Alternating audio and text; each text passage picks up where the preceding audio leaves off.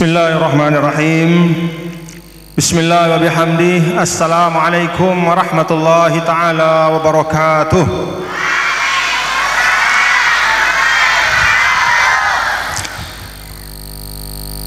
Bismillah walhamdulillah wassalatu wassalamu ala habibina rasulillah wa ala alihi wa sahbihi wa man tabi'a hudahu ila yaumil qiyamah.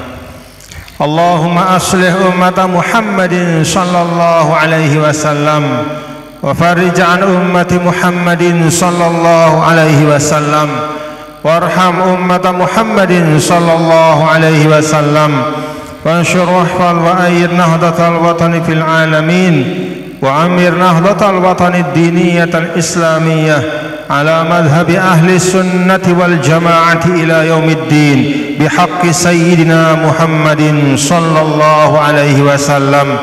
Amin amin amin ya rabbal alamin. Rabbi shrah li sadri wa yassir li amri wahlul 'uqdatam min lisani yafqahu qawli. Yang saya hormati dan saya muliakan seluruh keluarga besar Al-Maghfur Lahu Asy-Syaikh Tuan Guru Haji Husnud Duat.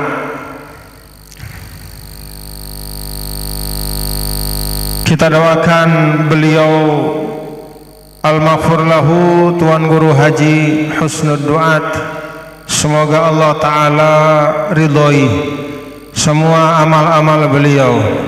Allah Ta'ala lapangkan alam barzah beliau, lapangkan kuburnya, jadikan kuburnya raudhah min riyadil jannah, ditempatkan bersama dengan orang-orang yang beliau cintai, guru-guru beliau sampai kepada Nabi besar Muhammad sallallahu alaihi wa alihi wasallam. Amin amin ya rabbal alamin. Al-Mukarram Tuan Guru Haji Dr. Shalah Husnud Duat, Tuan Guru Dr. Haji Abdul Aziz Husnud Duat, beserta seluruh keluarga besar beliau, Ketua Yayasan Bapak Ustadz Haji Suwardi, dan para masyayikh Ma'had Darul Quran wal Hadits Al-Majidiyah Syafi'iyah. Ada Tuan Guru Haji Muhsan Yunus yang juga satu alma mater, yaitu bersama-sama berguru dengan Al-Maghfurlah Tuan Guru Haji Husnud Duat, menjadi murid dari Musnidud Dunia Syekh Yasin bin Isa Al-Fadani, yang kita haulkan juga pada kesempatan ini atas kewafatan beliau 35 tahun yang lalu. Demikian juga para masyayikh lainnya yang tidak dapat saya sebutkan satu persatu, semua saya hormati. Ada Tuan Guru Suparman, ada Tuan Guru Zainuddin,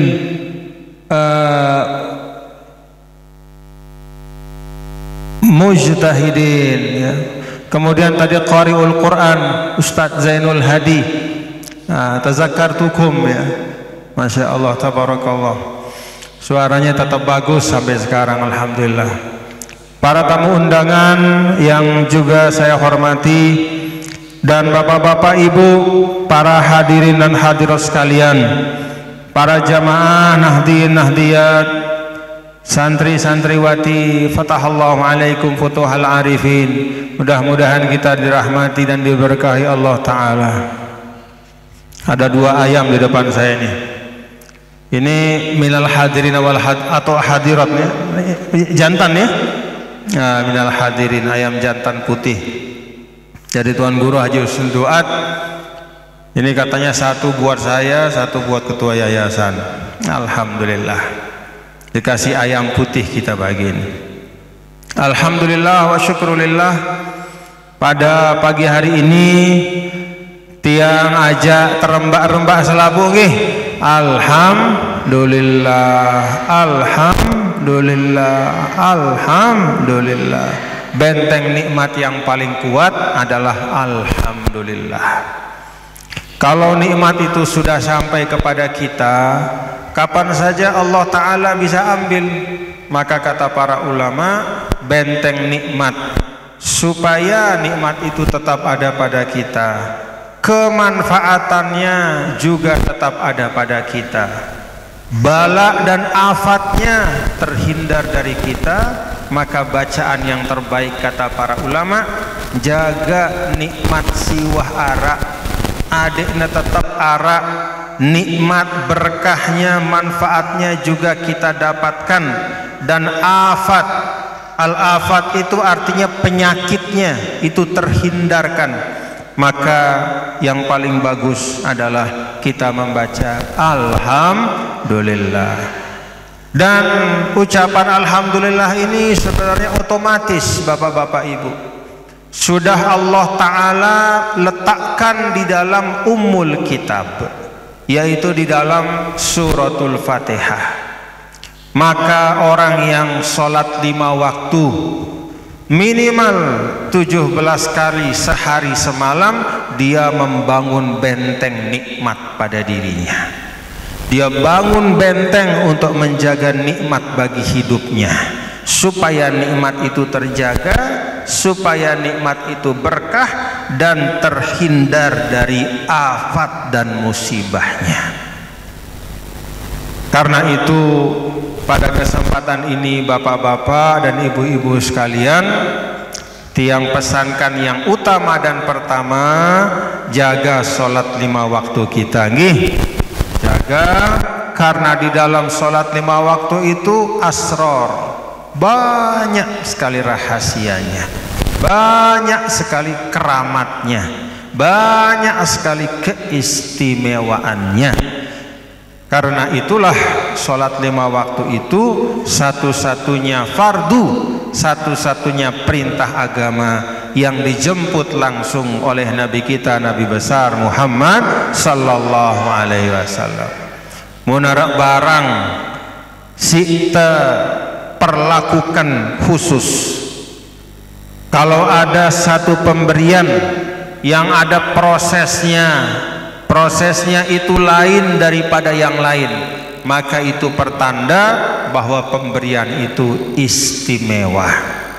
Karena itu kepada jamaah Ridhol Walidain, jamaah dari Al-Maghfurlah Tuan Guru Haji Husnud Duat, tiang pesan dan tiang wasiatkan untuk diri tiang dan untuk kita semua, jaga sholat 5 waktu kita.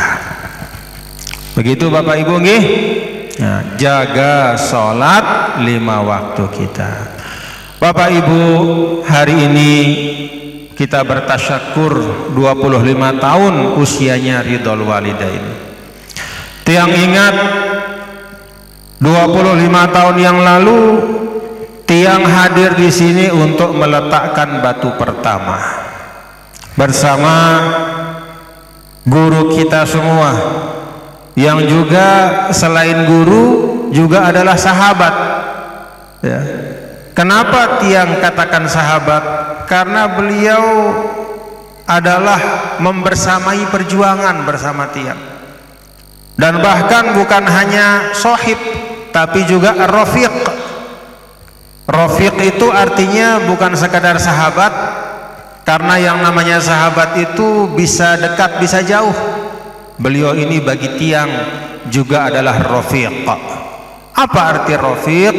Yang sering bersama dalam satu perjalanan, dan perjalanan dakwah meneruskan perjuangan Al-Maghfurlah Maulana Syekh Ninida yang tiang jalani bersama beliau dalam satu mobil, dalam satu perjalanan. Itu bukan hanya di Lombok, bukan hanya aning jenggi doang, ita sekek motor barang Al-Maghfurlah Tuan Guru Husnud Duat. Bukan hanya Lombok Timur saja, bukan hanya Lombok Tengah, bahkan bukan hanya Lombok Utara tuh, sampai Santong, Bayan, ya, sampai Dayan Gunung membahasan dengan lain, tapi bahkan menyeberang laut, menyeberang selat dari Lombok ke Sumbawa, beliau juga selalu bersama dengan tiang. Satu mobil kami berjuang sampai ke Sumbawa Barat, terus ke timur ke Sumbawa, terus timur lagi ke Dompu, terus timur lagi sampai ujung timur dari Pulau Sumbawa yang namanya Sape. Namanya Sape. Di situ ada almarhum yang juga pejuang, namanya Haji Najib. Lebih dari satu kali saya bersama Al-Maghfurullah Tuan Guru Haji Husnud Duat, kami satu mobil menyeberang Selat Alas, Selat Alas itu terus sampai ke ujung timur Pulau Sumbawa. Satu perjuangan, satu perjalanan. 25 tahun yang lalu kami meletakkan batu pertama Ridhol Walidain. Hari ini saya melihat ini santri-santrinya. Alhamdulillah. Syukur ya anak-anak semua. Nih santri-santrinya. Dan pondok pesantren ini yang tiang tahu, sebelum didirikannya beliau Al-Maghfurullah Tuan Guru Husnud Duat sering bicara sama tiang. Bahasa beliau tidak mau ketinggalan dengan murid-murid Al-Maghfurullah yang lain.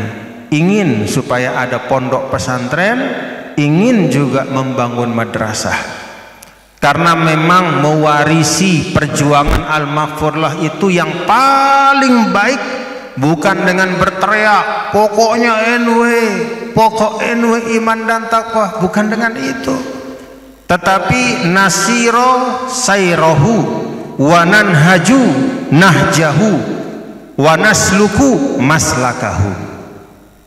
Meneladani perjuangan Maulana Syekh itu menjalani jalan yang beliau jalani, menempuh rute yang beliau lewati. Itu nama meneruskan perjuangan. Dan perjuangan rute yang dilewati oleh Al-Maghfurullah adalah binaul madaris. Jalan yang dilewati dalam perjuangan oleh Al-Maghfurullah, langana jalannya Al-Maghfurullah itu berjuang binaul madaris, yaitu membangun sekolah.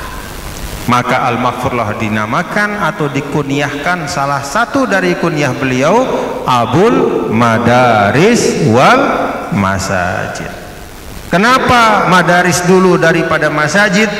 Karena kalau masjid itu diisi dengan orang-orang yang sebelumnya sudah belajar di madrasah, maka pasti masjid itu akan jauh lebih makmur dibanding kalau diisi dengan orang-orang yang awam dan tidak mengerti ilmu pengetahuan. Jadi yang mengisi masjid harus orang yang berilmu. Supaya apa? Supaya ibadahnya juga sempurna. Abul Madaris wal Masajid. Bicara beliau dengan saya tidak sekali, berulang kali di tengah perjalanan. Saya mau bikin madrasah Tuan Guru. Fadol ya Allah.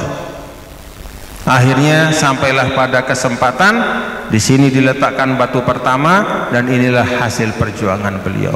Kita doakan Ridhol Walidain, mudah-mudahan dimakmurkan oleh Allah Ta'ala. Pimpinan yayasannya ya Bapak Haji Suwardi, sehat nah indah? Alhamdulillah. Kita doakan kakinya sehat, kita doakan lahir batinnya sehat. Semua pengurus madrasah juga kita doakan mudah-mudahan sehat walafiat. Semua guru, semua ustadz, semua ustadzahnya mudah-mudahan sehat walafiat semua. Amin amin ya rabbal alamin. Selama pondok ini ada, ngelek pahalanya tipa Al-Maghfurullah Tuan Guru Haji Husnud Duat menjadi amal jariyah. Masuklah ini ya ke dalam apa yang Rasulullah Sallallahu Alaihi Wasallam sampaikan ya, bahwa di antara yang nyambung terus ya, pahalanya kepada orang yang sudah ada di dalam kubur, sudah meninggal, adalah kalau dia membangun ya, tempat orang menuntut ilmu. Sama dengan orang yang membangun masjid, sepanjang masjid itu terisi mengalir pahalanya. Sepanjang madrasah ini berjalan mengalir pahalanya untuk Al-Maghfurullah Tuan Guru Haji Husnud Duat. Jadi hari ini kita bertasyakur, alhamdulillah. Kenapa kita bertasyakur Bapak Ibu? Tidak semua madrasah, apalagi yang sudah 1/4 abad umurnya, ya, ndekna selapu sekolah yang dibangun, apalagi usianya sudah 25 tahun masih bertahan. Banyak di Indonesia ini sekolah-sekolah yang megah bangunannya, ya, fasilitasnya juga lengkap, tetapi ternyata muridnya tidak ada. Akhirnya ditutup, bahkan di beberapa tempat dijual sekolah itu kepada orang lain karena tidak ada muridnya. Maka alhamdulillah ridhol walidain ini 1/4 abad, alhamdulillah Allah jaga. Pesan saya kepada semua pimpinan dari ridhol walidain, jaga bagus-bagus nih, terutama nih kepada Dr. Solah Husnud Duat, ya. Beliau ini anggota DPRD, lagu dina kanggo tekung jari ketungkulan di DPRD, ya. Apa ketungkulan bahasanya? Apa ketungkulan bahasanya?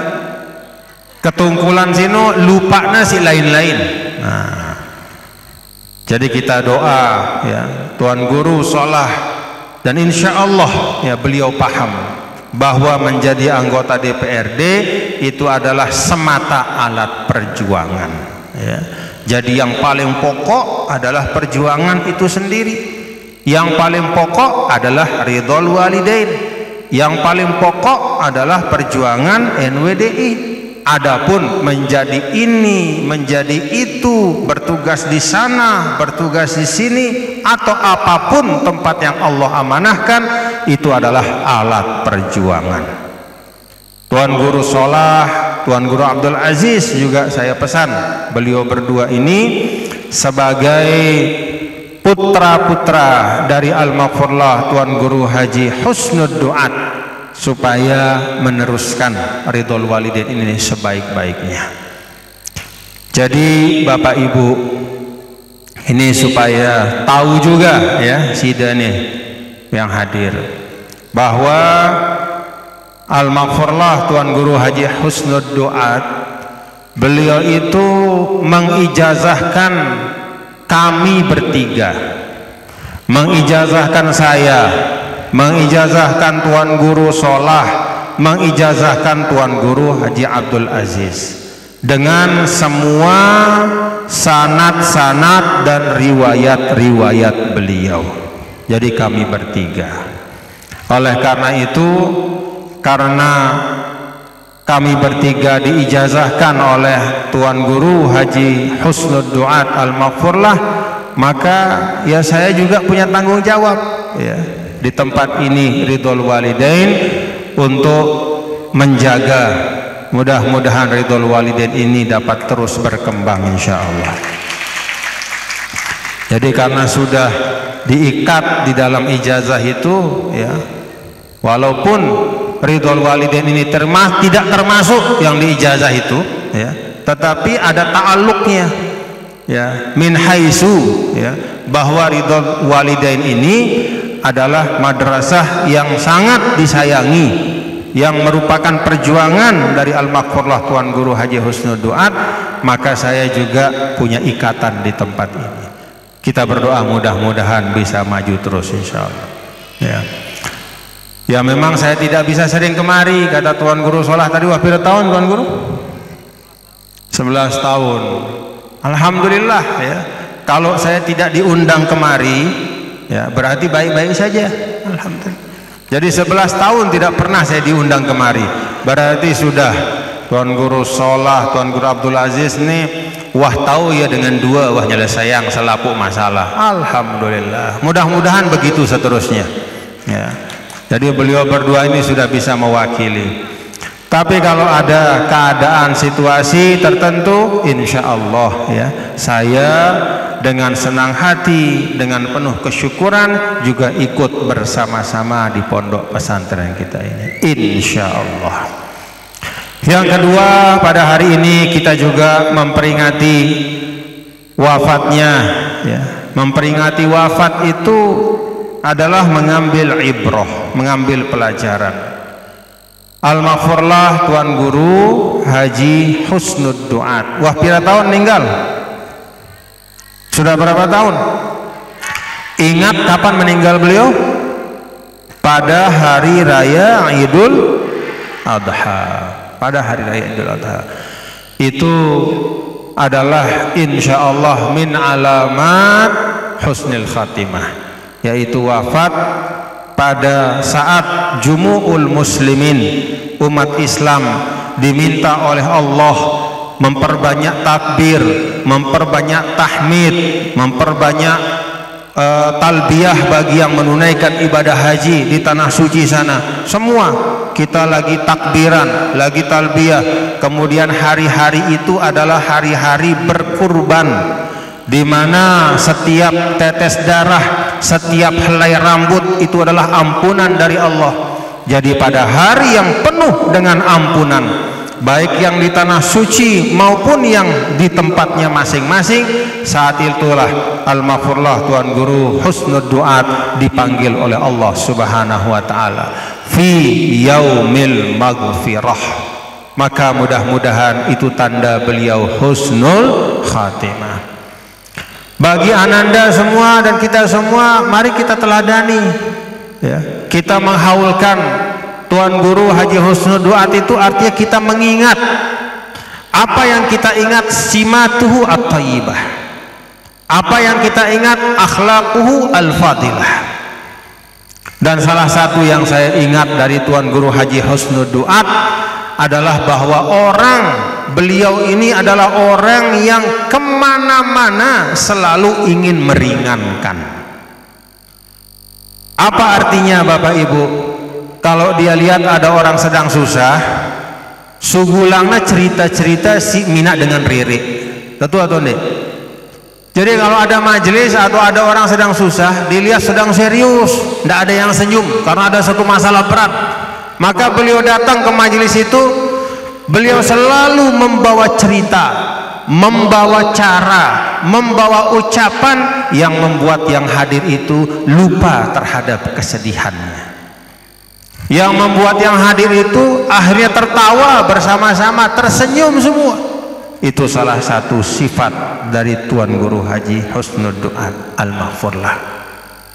Pernah di Ma'had saya ingat, sedang duduk kita sama Amidul Ma'had. Amidul Ma'had itu kan orangnya serius, ya. Tuan Guru Yusuf ini kan orangnya serius.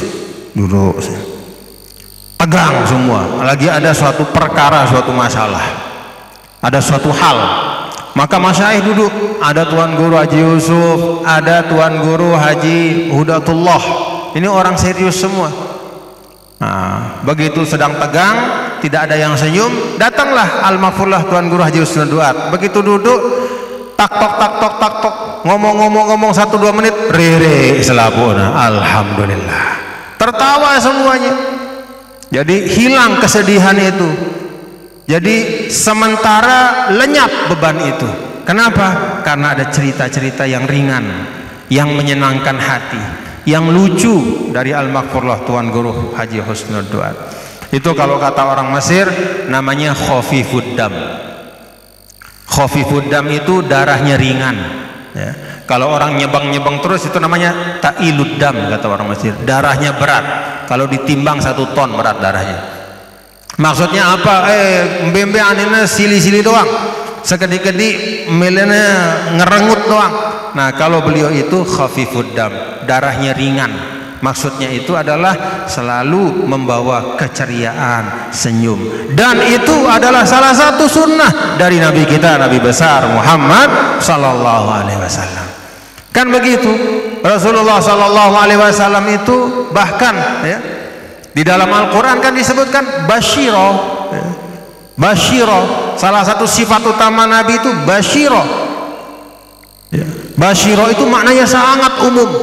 Mana yang paling utamanya, Nabi membawa kabar gembira bagi orang-orang yang beriman nanti akan mendapatkan surga. Mana umum yang paling utama, Nabi datang membawa Al-Quran, yang di dalam Al-Quran itu ada kabar gembira, jannah bagi orang yang beriman, ampunan bagi orang yang beriman, kemuliaan bagi orang yang beriman.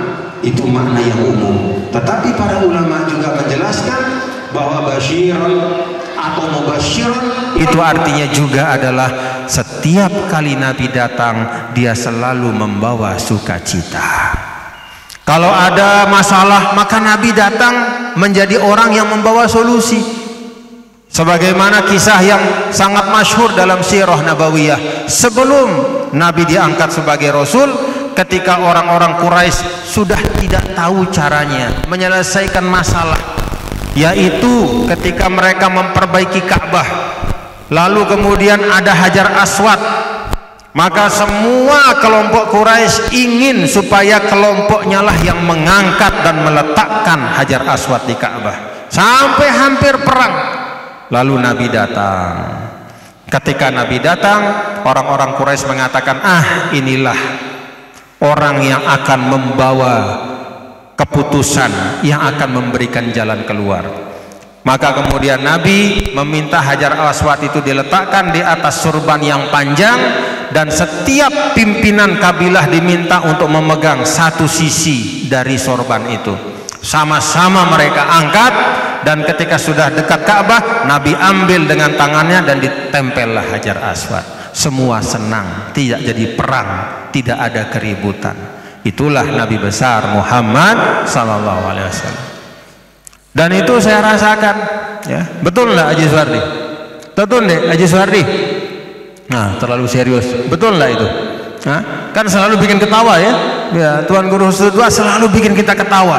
Ya, kalau kita lagi susah, minta beliau bicara 5 menit saja bicara, selapu itarere. Ya.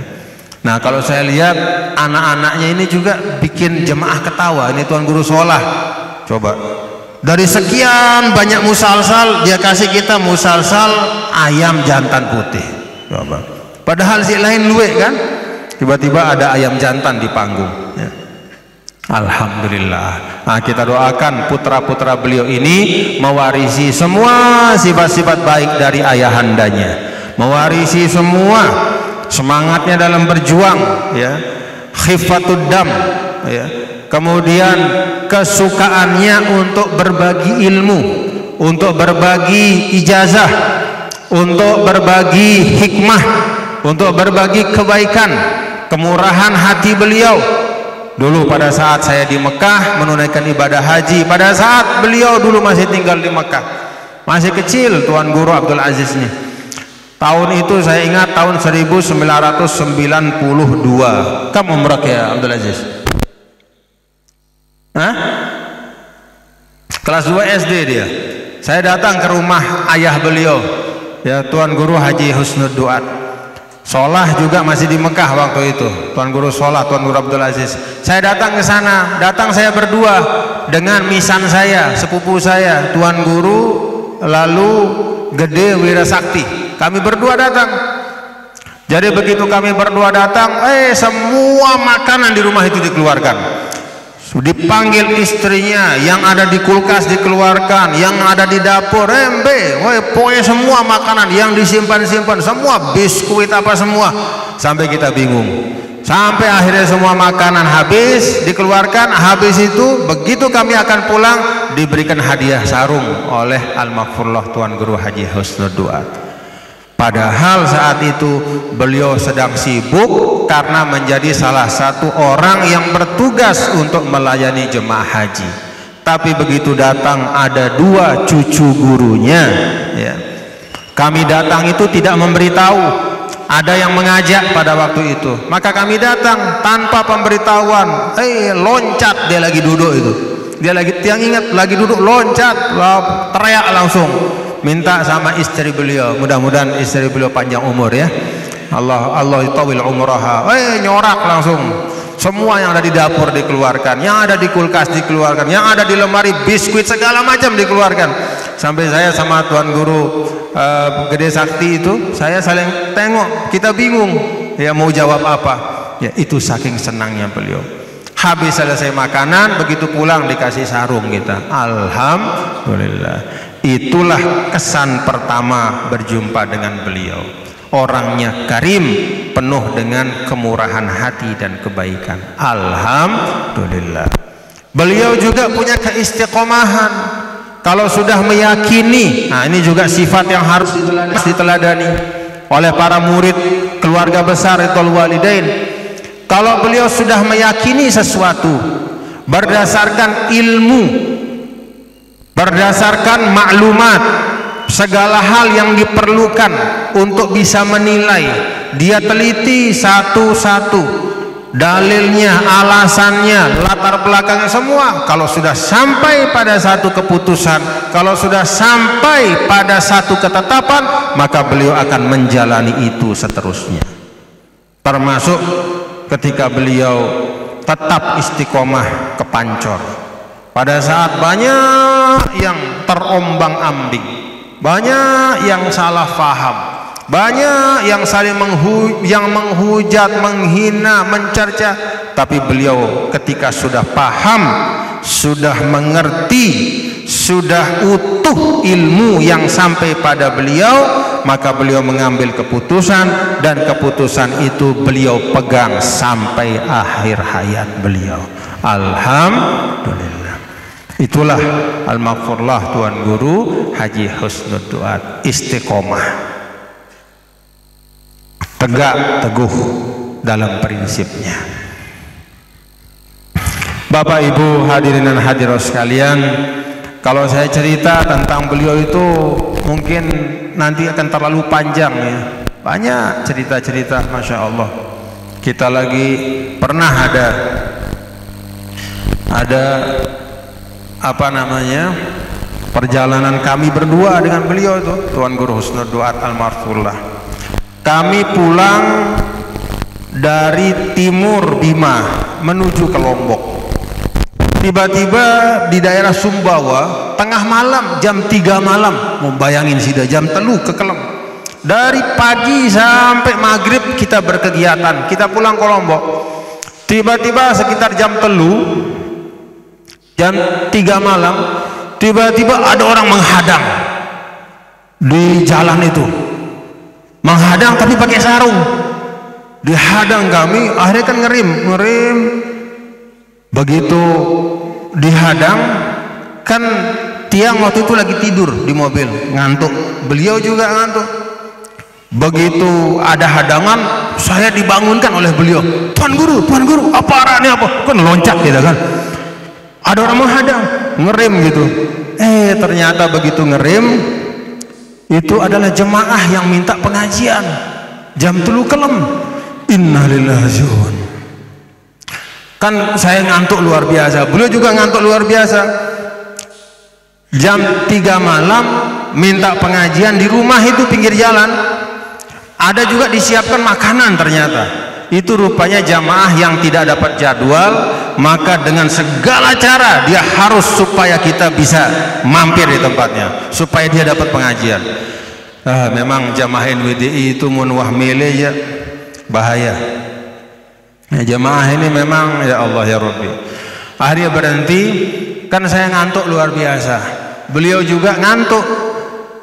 Jam 3 tidak tahu saya apa yang mau saya sampaikan, coba apa sih tentang pengajian, kita ngantuk capek luar biasa. Akhirnya dia bilang kasih dawah yang pengajian. Terus beliau balas, goyoh dia tidak tahu apa ini, katanya. Jadi kita saling canda berdua sambil turun itu, kasih dawah kawah doa wah mana-mana semendak, katanya. Begitu kita duduk pakai muqaddimah pengajiannya lagi, apa namanya, pra acara membaca Al-Quran, innalillahi wa inna ilaihi raji'un. Jam 3 baca salawat la ilaha illallah. Akhirnya terus kita sudah ngantuk capek luar biasa. Akhirnya sepakat saya sama beliau, Tuan Guru saya ngomong 2-3 menit terus kita tutup isi doa deh gitu. Ayawah gitu. Doa dindik belu-belu wah doa, kita kan capek luar biasa, mau doa pusaka tengah malam, la ilaha illallah, capek luar biasa. Akhirnya betul begitu selesai muqaddimah pengajian, terus tiang nyampaikan, alhamdulillah terima kasih Sida, masya Allah luar biasa Sida ini jam 3 sampai kita ditahan di sini, sambil sedikit ngeremon tiang ya, luar biasa Sida. Lagu jemaah-jemaah dindik ngene Malik. Ya, udah habis itu tutup si doa Tuan Guru Husnud Duat. Doanya pendek saya, Rabbana atina fid dunya hasanah wa fil akhirati hasanah wa qina adzabannar wa sallallahu alaihi wasallam alhamdulillahirabbil alamin. Udah selesai. Begitu mau bangun ditahan, kita harus makan. Akhirnya di situ kita di tempat itu. Ya. Jadi udah kita makan, naik lagi. Sepanjang jalan saya sama beliau itu ketawa terus sampai pelabuhan. Kita membayangkan diri kita yang kaget. Pertama kita pikir mau dibegal sama orang, ternyata jamaah kita. Ya. Memang begitu ngelihat tiang juga, begitu kebuka mata tiang tidak yakin ini begal. Kenapa? Karena betopi dia sama besarung. Masa begal besarung? Mana begal kan pakai pedang ya. Ini pakai topi sama besarung dia. Ya. Terus di pinggir-pinggir juga banyak yang pakai topi putih. Ini berarti jemaah. Jadi sampai mau nyebrang itu, kita nyebrang sudah dekat subuh, beliau ketawa saja di mobil. Saya juga membayangkan ya, masya Allah, tabarakallah. Itu salah satu kenangan yang saya ingat bersama beliau. Jadi kalau kita kalau kita mau pengajian ya, sampai nih bapak-bapak, sampai kalau mau pengajian kadang-kadang beliau kalau sudah terlalu lelah tiang, beliau ingatkan, Tuan Guru jangan sampai seperti yang jam 3 itu ya, gitu maksudnya jangan sampai Sida ngomong asal-asalan seperti jam 3 itu, karena jam 3 itu kan sudah tidak tahu tiang mau ngomongin apa. Tiang ngomong aja, Sida ini bagus, hebat Sida, masya Allah, semangat mengaji luar biasa, lagu lah misalkan si dengar jam 3 sini, gitu tiang ngomong kan. Akhirnya kalau lagi capek, Tuan Guru Sundua itu sering ingatkan tiang, Tuan Guru ingat ya, jangan sampai ngomongnya seperti waktu jam 3 di Sumbawa itu. Itu tiang ingat betul, masya Allah, tabarakallah, ya rahmu rahmatal abrar. Semoga Allah rahmati beliau dan semua bapak-bapak ibu kita semua bisa meneruskan ya sifat-sifat baik dari beliau, perjuangannya, kemurahan hatinya dan keistiqomahannya. Amin amin ya rabbal alamin. Kita juga pada hari ini menghaulkan guru dari guru kita semua ya. Sahabat dari Al-Maghfurlah Maulana Syekh, yaitu Musnidud Dunia Maulana Syekh Yasin Isa Al-Fadani rahimahullah rahmatal abrar wa qaddasallahu sirrah. Seorang ulama besar yang alhamdulillah juga sudah datang ke Pancor ya. Jadi datang ke Pancor dan memberikan taujihan kepada kita semua di Pancor pada waktu itu. Tiang termasuk yang alhamdulillah sempat duduk bersama ya, di bawah, di atas tiang itu Nini sama Maulana Syekh Yasin bin Isa Al-Fadani. Beliau berdua pada waktu itu. Syekh Yasin selalu pakai sisa ya, makanya kita heran pakai sisa. Terus begitu pulang Syekh Yasin, ada sebagian yang mengatakan Syekh Yasin kan dia ngisap sisa, berarti boleh kita merokok. Itu kata orang sebagian muridnya Al-Maghfurlah. Apa kata Al-Maghfurlah? Syekh Yasin nyisa, tetapi dengan sisanya itu dia bisa mengarang puluhan kitab, mengarang berjilid-jilid. Kalau kamu ngerokokmu itu apa hasilnya? Itu kata Al-Maghfurlah. Nah, jadi pengingat ya. Itulah cara dakwah Al-Maghfurlah Maulana Syekh, selalu menyentuh akal kita supaya kita bisa berpikir. Dendek mete-mete, jangan kita mencari-cari ya. Ada satu perbuatan dari seorang alim, seorang soleh yang kebetulan kita mau melakukan hal seperti itu, lalu kita cari-cari, oh kan dia nyisa, berarti saya boleh juga merokok. Kata Al-Maghfurlah, dia nyisa tapi hasilnya kitab berjilid-jilid, kamu merokok hasilnya apa? Itu kata Al-Maghfurlah. Lihat pengajian yang ingat.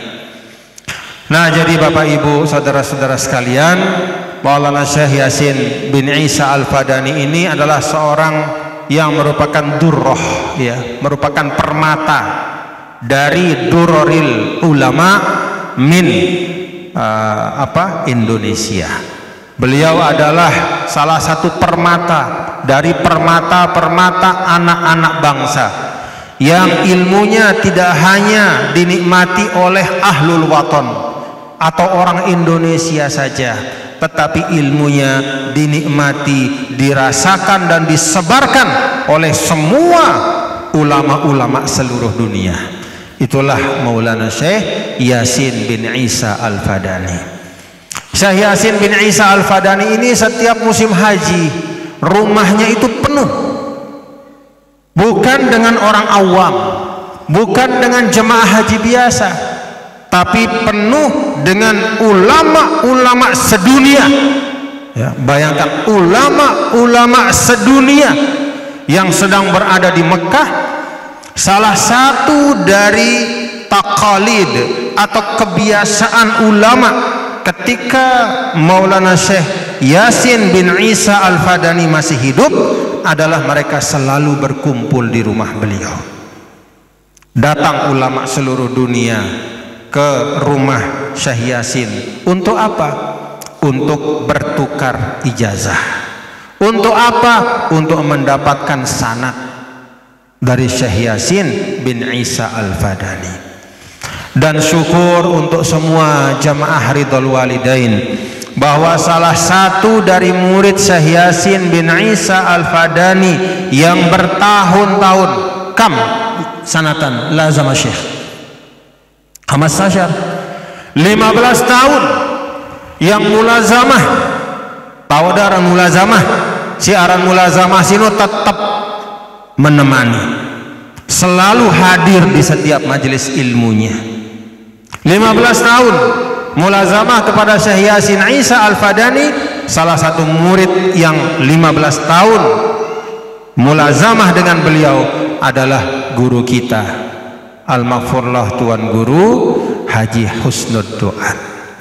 Jadi Tuan Guru Haji Husnud Duat itu 15 tahun mulazamah dengan Syekh Yasin. Karena sebab mulazamah itulah maka Tuan Guru Haji Husnud Duat banyak dapat ilmu-ilmu dan sanad-sanad dari ulama sedunia. Karena ulama yang datang dari Maghrib, Maroko, datang dari Mesir, datang dari Yaman, datang dari Irak, datang dari Kuwait, datang dari mana-mana itu, ketika mereka kumpul di rumah Syekh Yasin, pada saat itu juga Al-Maghfurlah Tuan Guru Husnud Duat minta sanad dan ijazah dari ulama-ulama itu.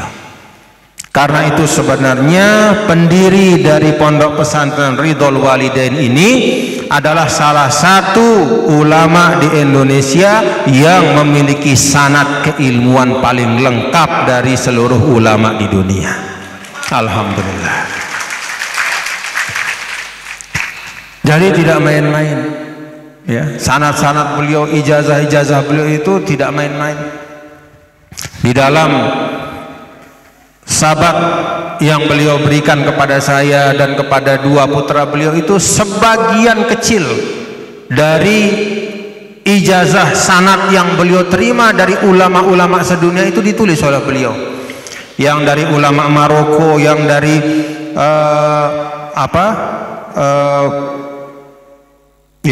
yang dari Irak, dari Yaman, semua ditulis. Ya. Masya Allah, tabarakallah, alhamdulillah. Karena itu anak-anakku semua yang belajar di Ridhol Walidain, banyak-banyak syukur nih, banyak-banyak syukur. Ini adalah asar min ma'asir alimin jalil, ya. Alimin jalil, zi hasabin, zi ilmin, zi basiratin, ya, zi hikmatin. Seorang ulama besar yaitu Tuan Guru Haji Husnud Duat yang mewariskan Ridhol Walidain ini. Ilmu-ilmu beliau muttasil kepada Syekh Yasin bin Isa Al-Fadani, muttasil kepada Al-Maghfurlah Maulana Syekh, muttasil kepada Maulana Syekh Hasan Muhammad Al-Masyad, muttasil kepada ulama-ulama ahlul hadis, ahlul tafsir, ahlu at-tariqah yang ada di dunia pada masanya. Jadi salah satu sanad yang paling kaya itu sebenarnya adalah sanad yang ada pada Al-Maghfurlah Tuan Guru Haji Husnud Duat. Dan kadang-kadang bapak-bapak ibu, ya, kadang-kadang ya ampuna kita sering teringetan. Jadi banyak orang tidak tahu kemuliaan sesuatu itu kalau dia terlalu dekat. Ya. Kalau saya perhatikan, justru lebih banyak yang mengetahui tentang ketinggian sanad ya dari Tuan Guru Haji Husnud Duat itu justru orang luar Lombok. Banyak ya, saya tahu walaupun saya tidak diberitahu secara khusus, banyak yang minta sanad Tuan Guru Haji Husnud Duat pada putra beliau, yaitu Tuan Guru Haji Abdul Aziz, Tuan Guru Solah. Kenapa? Karena sanadnya Tuan Guru Husnud Duat itu tinggi. Dia langsung nyambung ke Maulana Syekh Hasan Muhammadul Masyad ya. Jadi beliau ini muridnya Al-Maghfurlah, tapi juga sama-sama berguru pada Syekh Hasan Masyad. Beliau punya sanad langsung kepada Syekh Yasin. Orang banyak murid-murid Syekh cucu murid atau orang-orang muhibbin yang mencintai Syekh Yasin itu nyari sanad dari ulama yang langsung nyambung kepada Syekh Yasin. Salah satunya adalah sanadnya Tuan Guru Husnud Duat. Maka minta sama anaknya. Banyak dari luar Lombok saya tahu. Orang Jawa, orang Sumatera, orang mana-mana, orang Mesir. Tapi dengan batu bangga sendiri dia tahu ini. Maka perlu ada yang tahu sampai Tuan Guru Solah bawa ayam 2 putih itu. Ada tahu ajina, bukan uang. Maksud yang ajina seno qimatul ilmi, nilai ilmunya. Jadi kalau mau musalsal yang jarang ada di Indonesia ini, itu Tuan Guru Haji Husnud Duat itu ada semua pada beliau ya. Ini satu contoh sederhana. Nanti banyak musalsal yang lebih aneh-aneh lagi ya, yang lebih ajaib-ajaib ya. Ya, tapi tidak semuanya cocok disampaikan untuk masyarakat ya. Jadi la ya'rifu qimatal ilmi illal ulama ya. Jadi memang kita harus banyak tanya ya. Kita kenali guru kita, siapa guru kita. Termasuk dulu Al-Maghfurlah Maulana Syekh Ninikda. Kadang-kadang heran itu kita diri dengan Lombok ini.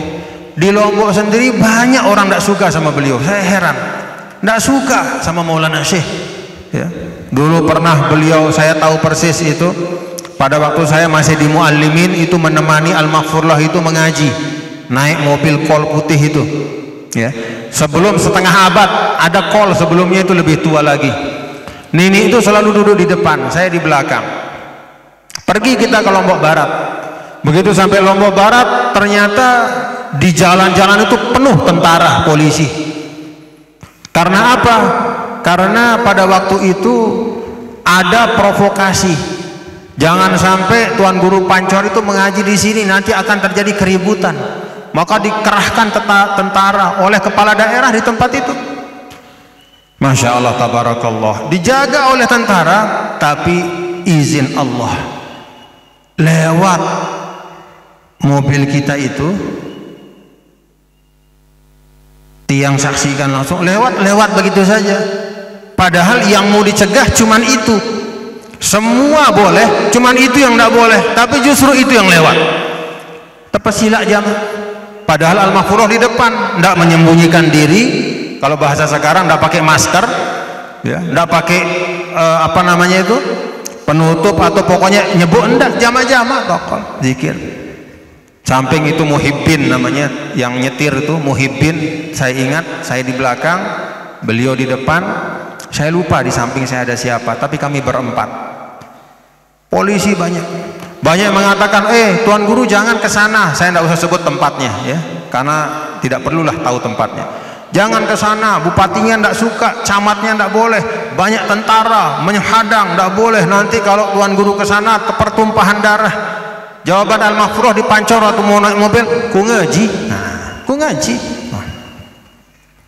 Jadi belum berangkat kita, murid-murid beliau dari tempat itu datang ke Pancor. Jangan, bahaya pertumpahan darah. Terus Nini bilang, ku ngaji, taek wah. Berangkat. Penuh tentara itu, kiri kanan jalan. Pada waktu di pintu desa itu tentara berdiri. Sulun-sulun leka lolos. Padahal itu yang mau dicegah satu-satunya. Bismillahirrahmanirrahim. Assalamualaikum warahmatullahi wabarakatuh. Nggak selapuk. Mau berhentikan tidak bisa, sudah ngaji. Ngajilah beliau Al-Mahfuz, ngaji zaman-zaman, tegang luar biasa. Dan saya walaupun masih kecil, masih di muallimin sanawiyah, saya tahu situasi itu tegang.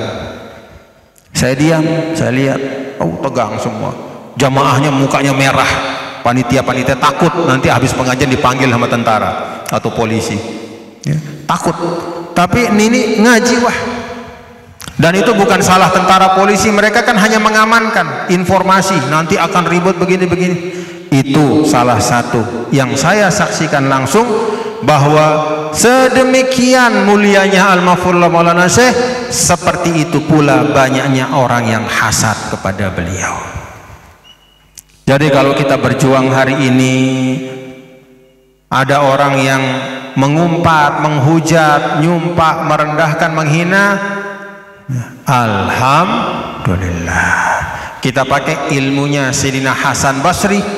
Ya, ketika ada orang datang ke rumah beliau menceritakan, Syekh, ada orang yang mengumpat sida, ada orang yang memfitnah sida.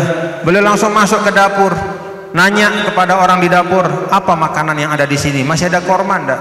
Kata yang di dapur, nggih masih ada Syekh. Bungkus korma itu. Begitu dibungkus, dibawa ke depan, ke ruang tamu, dikasih ke tamunya.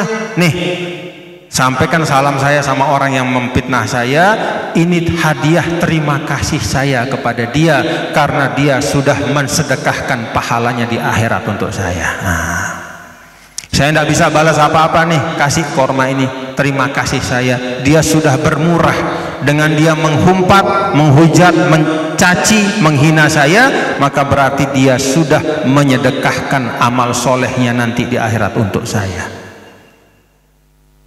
Karena itu untuk semua kader-kader perjuangan, kita menghadapi tantangan itu biasa-biasa. Jangan terlalu merasa jangan terlalu istisqol. Apa arti istisqol? Merasa berat. Ya. Kalau bisa bahkan setiap ada masalah, mari kita jadikan masalah itu ringan di hati kita. Kalau misalnya ridhol walidain ini ada cita-cita untuk mengembangkan, tapi ternyata masih belum ada kemampuan, masih ada keterbatasan, serahkan sama Allah. Ikhtiarkan maksimal, serahkan sama Allah.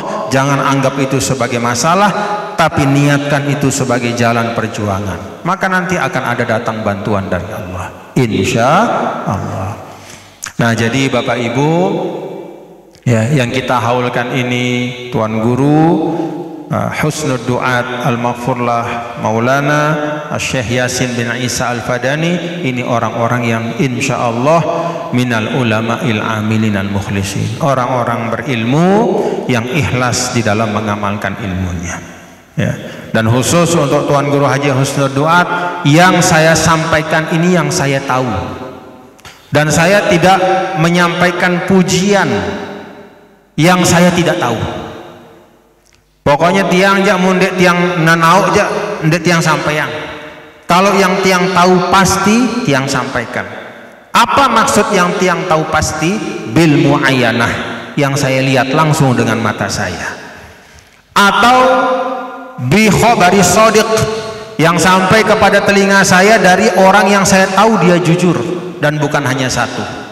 Jadi yang semua yang saya sampaikan tentang Tuan Guru Haji Husnud Duat ini adalah yang memang saya tahu betul kebenarannya.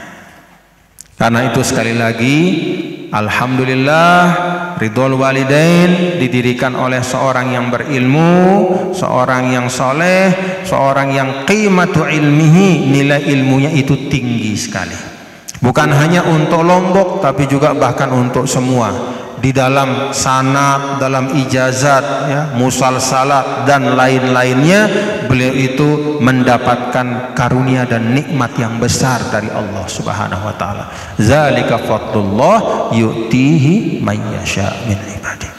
Itu karunia Allah yang tidak bisa diatur oleh manusia, semata-mata adalah pemberian dari Allah Subhanahu wa taala. Bapak Ibu jamaah sekalian yang dirahmati Allah Subhanahu wa taala, untuk pondok pesantren kita tiang pesan gih, di dalam pondok pesantren ini yang tiang betul-betul harapkan adalah yang pertama, di sini anak-anak kita belajar ilmu-ilmu pokok, ya, ilmu-ilmu asas, ilmu-ilmu yang paling penting untuk menjadi seorang beriman yang akidahnya lurus, yang syariatnya baik, dan yang akhlaknya terpuji. Karena itu para santri-santriwati saya pesan sama Tuan Guru Solah, Tuan Guru Abdul Aziz, supaya untuk akidah itu juga diajarkan, ya. Untuk akidah diajarkan asas, pokok-pokok, mabadiul akidah. Kalau bahasa ulama kita yang dulu namanya sifat 20, ma yastahilu alaihi wa ma yajibu lahu wa ma yajuzu fihi, yaitu hal-hal yang paling penting yang kita pahami tentang Allah Subhanahu wa ta'ala. Sifat-sifat yang mustahil ada pada Allah, sifat yang wajib ada pada Allah, dan sifat yang jaiz, yang boleh, yang mungkin, ya, hal-hal yang mungkin, ya. Jadi hal-hal yang mustahil, hal-hal yang mungkin, dan apa-apa sifat-sifat atau hal-hal yang wajib yang berkaitan dengan Allah Subhanahu wa ta'ala. Pahami betul sifat 20. Kemudian juga asas di dalam bersyariat, ya, toharohnya, sholat 5 waktunya, ya, dan hal-hal yang pokok-pokok di dalam syariat agama. Lalu yang ketiga adalah akhlak, adabnya, ya. Ini 3 hal yang oleh Al-Maghfurullah dan oleh ulama-ulama kita memang tidak pernah dipisahkan. Al-aqidatu wasyariatu wat-tasawuf awil akhlak. Akidah, syariat, dan kemudian tasawuf atau akhlak. Maka di Ridhol Walidain ini saya minta kepada para asatiz 3 hal ini betul-betul bisa diajarkan dengan baik kepada anak-anak kita, para santri kita. Bagian yang ketiga itu penting, yang disebut dengan akhlak, ya, at-tasawuf, itu kaitannya dengan akhlak. Maka dalam pondok pesantren itu ada adab-adab yang memang kadang-kadang tidak sama dengan di luar pondok pesantren. Di pondok pesantren itu ada adab mencium tangan guru. Di tempat lain di luar sana jangankan mencium tangan guru, ada guru yang menasehati saja kadang-kadang dibentak oleh muridnya. Kemarin terakhir kita lihat ada guru perempuan, dia menempeleng anaknya yang merokok, anak muridnya yang merokok. Akhirnya diadukan ke polisi. Kemudian satu sekolah itu mogok sekolah, minta supaya kepala sekolahnya dipecat. Inna lillahi wa inna ilaihi raji'un. Di pondok pesantren insya Allah tidak ada seperti itu. Karena apa? Ada adab, ada akhlak. Maka pondok pesantren itu punya beberapa tradisi yang memang tidak ada di tempat lain. Dan karena itu orang yang ada di luar pesantren jangan gampang-gampang, ya, menganggap tradisi itu adalah sesuatu yang tidak baik. Kenapa kok cium tangan? Biasa-biasa saja. Kan cium tangan itu kurang baik. Kan kita hanya hormat, kita hanya beribadah kepada Allah. Kalau kepada sesama manusia ya kita biasa-biasa saja. Memang beda. Kalau di pondok pesantren takbilul yad itu adalah bagian dari somimul akhlak, bagian dari akhlak yang inti bagi santri. Dia mencium tangan gurunya sebagai tanda takriman wa ta'ziman, ta'adduban, dan juga bersyukur, berterima kasih, karena tangan itu yang mengajarkannya ilmu, karena ustadz dan ustazahnya itulah yang mendidiknya, maka dia cium tangan. Dan ulama mengatakan boleh, bahkan sebagian ulama mengatakan bahkan disunnahkan kalau memang mencium tangan itu bagi orang yang kita tahu ilmunya, kita tahu akhlaknya, kita tahu agamanya, kita tahu kesolehannya, cium tangannya. Atau orang tua kita, cium tangannya. Justru kalau cium tangan kepada pejabat, nah itu yang nggak boleh, ya, itu tidak boleh, makruh, ya. Bahkan sebagian mengatakan nggak boleh. Pokoknya kalau cium tangan karena kepentingan dunia, cium tangan atasannya supaya naik jabatan, nah itu nggak boleh. Tapi mencium tangan guru karena terima kasih atas ilmunya, itu bagus. Itu termasuk akhlak dari para santri yang diajarkan di pondok pesantren. Kemarin ada tayangan yang bikin ribut, dipotong-potong di situ. Ada di situ kelihatan orang kasih amplop kepada seorang ustadz. Oh ribut akhirnya. Wah ini kiai amplop. Ya Allah. Bapak-bapak ibu hadirin dan hadirat sekalian, yang kita tahu, yang namanya tuan guru atau ustadz atau kiai, termasuk di sini Al-Maghfurlah Tuan Guru Husnul Duat, membangun ini diawali dengan upaya pribadi beliau, dari harta pribadi beliau. Maulana Syekh dulu di Pancor juga membangun madrasah NWDI itu dari tanah yang diberikan oleh ayah beliau, yaitu Baluk Abdul Majid, Baluk Tuan Haji Abdul Majid. Jadi dari tanah pribadi, bukan mengumpulkan atau minta uang dari mana-mana, enggak, tanah pribadi. Itu awalnya dari harta pribadi. Lalu dibangunlah muallimin, dibelikan alat-alat untuk membangun. Selain dari gotong royong masyarakat, itu juga dengan membeli bahan dari hasil jual tahun tanahnya Baluk Tuan Majid. Baluk Tuan Majid itu punya banyak sekali tanah di Lombok Timur, di Majidi, sampai desa itu namanya Majidi. Ya, kenapa dinamakan Majidi? Karena Baluk Tuan Majid banyak punya tanah di situ. Maka membangun NWDI itu dulu dari hasil tanah jual tahun, hasil panen. Begitu panen dijual, dibelikan alat bangunan, kemudian dibangun, beli semen, beli batu, beli bata, terus sampai terbangun. Di sini juga di pondok-pondok di Jawa yang besar-besar itu, di Tebu Ireng, itu juga dari usaha pribadi, dari harta pribadi, bukan dari minta-minta cari-cari uang, tidak, tapi dari harta pribadi. Baru kemudian ketika perluasannya, maka dibukalah pintu untuk umat ikut bersama-sama menanam amal jariah. Alhamdulillah. Maka tidak ada istilah mau seperti yang ada di tayangan itu, kiai amplop, kiai gini, tidak ada. Bahkan pun ya, ini yang tiang tahu, di Jawa, di NTB, di Lombok, di mana-mana, begitu tuan guru itu menerima amplop, itu akan kembali juga ke umat, kembali ke sekolahnya, kembali ke pengajiannya, kembali kepada anak-anak yatim yang dia asuh di panti asuhannya. Selalu begitu. Dulu saja Nabi kita, Nabi besar Muhammad Sallallahu Alaihi Wasallam, beliau menerima berkarung-karung korma, itu diterima. Ada sahabat misalnya Abdurrahman bin Auf, baru selesai berdagang pulang ke Madinah, banyak hasil dagangannya, uangnya banyak, dinarnya banyak, dirhamnya banyak, tepungnya, gandumnya banyak. Tepung gandum itu beras itu, ini dibawa ke rumah Nabi, dikasih Nabi berkarung-karung. Apakah kita katakan Nabi adalah itu kayak kok terima amplop? Enggak. Kenapa? Begitu Nabi terima, langsung hari itu juga atau tidak lama disebarkan oleh Rasul. Dikasih kepada Ahlus Suffah, dikasih kepada Fuqaraul Madinah, dikasih kepada Ibnu Sabil, orang yang datang ke Madinah yang tidak punya tempat, tidak punya makanan, dibagi. Itu ulama-ulama kita seperti itu. Apa yang masuk dia keluarkan lagi, yang dari umat masuk dia keluarkan lagi untuk umat. Sebagaimana dulu Nabi kita, Nabi besar Muhammad Sallallahu Alaihi Wasallam. Dan jangan salah bapak-bapak ibu, termasuk kiai-kiai di Jakarta, di Jawa, di mana, mereka itu biasanya punya usaha sendiri.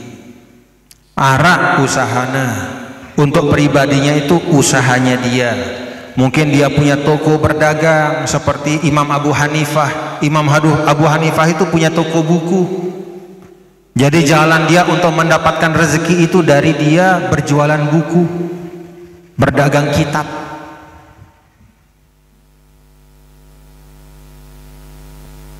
Dan banyak ulama lain juga berdagang gandum. Kalau kita jualan beras, lepeken, banyak ulama.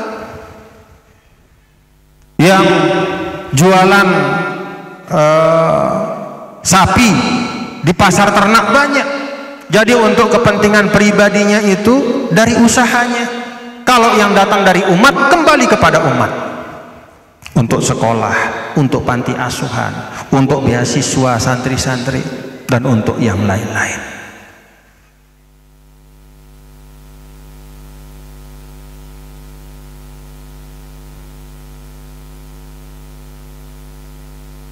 Pondok pesantren kita di Indonesia ini, bapak-bapak ibu, ya, rata-rata tidak ada yang biayanya itu seperti sekolah-sekolah umum. Ya. Ada sebulan 300.000 bayar nyantri, dapat tempat tidur, sudah bebas makan 3 kali sehari, kemudian mandi apa semua, sudah tinggal belajar saja. Di tempat-tempat lain itu ada TK bulanannya itu 3 juta, ada SD bulanannya 5 juta. Ini 1 bulan hanya 300-400.000. Tapi ribut, woi pesantren begini-begini, pesantren itu tidak baik, pesantren terus saja. Nah, oleh karena itu bapak-bapak, ibu, saudara-saudara sekalian, nah, mari kita lawan cara-cara seperti itu. Bagaimana cara melawannya? Pertama, tunjukkan bahwa pesantren kita ini berprestasi. Ya, anak-anak semua ya, pastikan ananda semua para santri ini menjadi orang yang berprestasi. Karena prestasi itulah yang ditunggu oleh guru-guru kita. Kalau kita berprestasi, guru kita bahagia. Mau ingin guru kita senyum, kasih dia prestasi kita.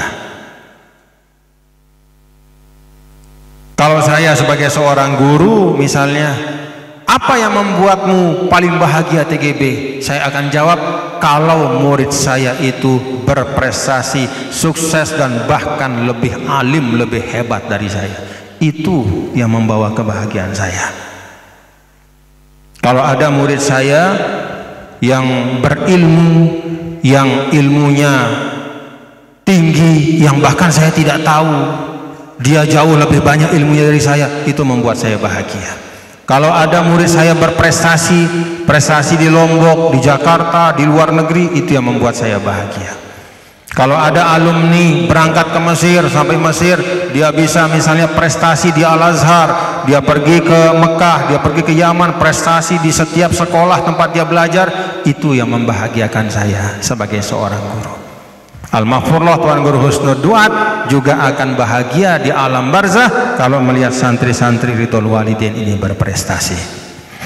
Jadi cara kita membuat kebanggaan untuk sekolah kita, menjaganya dari fitnah, dari segala macam yang tidak baik. Yang pertama, kita buktikan tempat ini adalah tempat yang berprestasi. Itu yang pertama. Yang kedua, jauhkan pondok pesantren kita dari hal-hal yang kita dengar di beberapa tempat yang lain. Ada masalah-masalah pelecehan, hal-hal yang tidak baik, jauhkan. Jaga supaya tempat ini tetap berkah. Jaga nilai-nilai Islam yang ada di tempat ini. Paham Bapak Ibu? Nah, kemudian yang ketiga, cara kita menjaga pondok pesantren kita adalah mari ramaikan, masukkan anak-anak kita untuk belajar di tempat ini. Itu cara kita mencintai sekolah ini. Itu cara kita mencintai madrasah ini. Jadi yang pertama, berikan prestasi. Yang kedua, jaga, bentengi dari perilaku yang tidak baik. Dan yang ketiga, masukkan anak kita sekolah di tempat ini. Semoga Allah Subhanahu wa taala menjaga Ridhol Walidain, memanjangkan umurnya, memakmurkannya sepanjang waktu, menjadikan tulab tolibatnya anak-anak yang berprestasi, menjadi ulama amilin, ya, menjadi para pejuang, ya, yang meneruskan tradisi-tradisi baik kita, tradisi perjuangan NWDI kita. Bapak Ibu hadirin dan hadirat sekalian yang dirahmati Allah, Terakhir tiang berpesan kepada seluruh keluarga besar NWDI sebagai Ketua Umum PBNWDI, saya minta kepada seluruh kader-kader NWDI untuk tetap fokus melaksanakan visi dan misi perjuangan. Paham ya Bapak Ibu ya? Fokus melaksanakan visi dan misi perjuangan. Pendidikan, sosial, dakwah, dan ekonomi umat. Itu 4 hal yang menjadi fokus kita di dalam perjuangan NWDI. Tidak usah dan tidak perlu melayani hal-hal yang tidak penting, yang sifatnya debat kusir, termasuk yang terkait dengan masalah organisasi. Tidak perlu dijawab ya, tidak perlu ditanggapi. Yang perlu dipahami oleh kita semua ini supaya paham ya Bapak-bapak Ibu, bahwa sejak tanggal 23 Maret 2021 ya, sejak tanggal 23 Maret 2021 maka disepakati ya, diakui bahwa perjuangan Nahdlatul Wathon yang ditinggalkan oleh Al-Maghfurlah Maulana Syekh itu dilaksanakan oleh 2 organisasi. Nama organisasi yang pertama Nahdlatul Wathon, yang kedua adalah Nahdlatul Wathon Diniyah Islamiyah. Jadi perjuangan Nahdlatul Wathon itu dilaksanakan oleh 2 organisasi, yang nama organisasi itu Nahdlatul Wathon dan Nahdlatul Wathon Diniyah Islamiyah.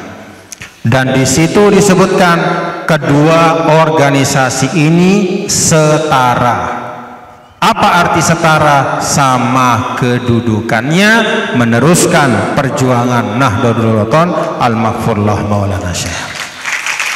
Paham Bapak-bapak Ibu ya? Ini adalah ikrar dan kesepakatan yang ditandatangani oleh saya dan saudara saya, Tuan Guru Haji Lalu Muhammad Zainuddin Sani. Jadi ini kesepakatan dan ikrar kami bersama. Jadi bukan hanya pengakuan dari satu pihak, tapi ini adalah ikrar dari kedua belah pihak, bahwa organisasi yang meneruskan perjuangan Nahdlatul Wathon itu ada 2, dan keduanya itu setara, sama kedudukannya, sama-sama meneruskan perjuangan Al-Maghfurlah Maulana Syekh. Paham Bapak Ibu nggih? Nah, sudah itu pedomani ya. Karena itulah yang memang harus dipedomani. Selebihnya tidak usah ditanggapi dan fokus ya, fokus fastabiqul khairat. Dan di dalam ikrar kesepakatan itu jelas disebutkan semua sekolah-sekolah yang sudah ada bebas untuk memilih mau menginduk kepada organisasi Nahdlatul Wathon atau kepada organisasi Nahdlatul Wathon Diniyah Islamiyah. Kenapa ada butir ini? Bebas untuk memilih mau berinduk atau berafiliasi ke salah satu dari keduanya. Ini adalah konsekuensi dari butir sebelumnya. Apa butir sebelumnya?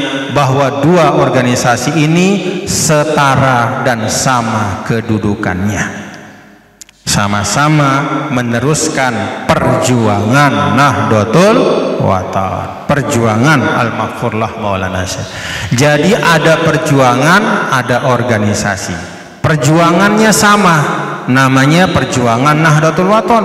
Organisasinya ada 2, sama-sama kedudukannya ya, sama-sama posisinya setara ya, sama-sama meneruskan perjuangan Al-Maghfurlah Maulana Syekh. Ini ikrar yang ditandatangani oleh Ketua Umum PBNWDI dan juga Ketua Umum PBNW. Jadi kami berdua sama-sama mengikrorkan itu.